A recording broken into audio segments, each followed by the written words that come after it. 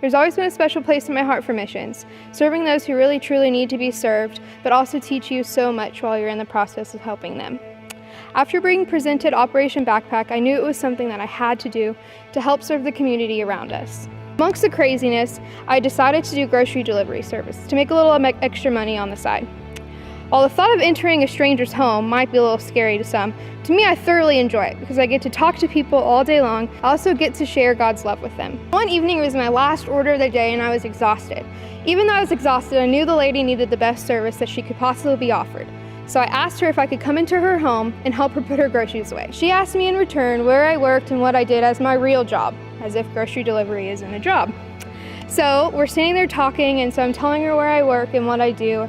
Everyone always thinks it's so cool to stand behind a camera and do flashy lights and all that cool stuff.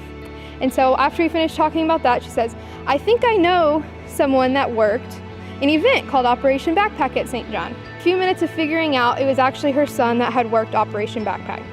And the chills were on, the waterworks started coming, and it started to become a really emotional moment because I realized in that moment that we weren't just working for the kids and the families that were coming, we were also helping the volunteers, which is also a huge part. What was coming next was incredible.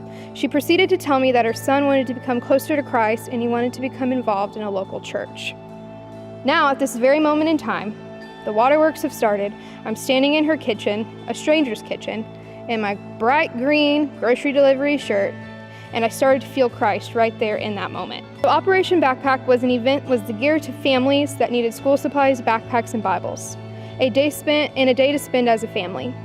We had vendors come and volunteers come and spend their day, share their talents, and it just goes to show you that you can share God's love with whoever, whenever, and it doesn't matter where you are.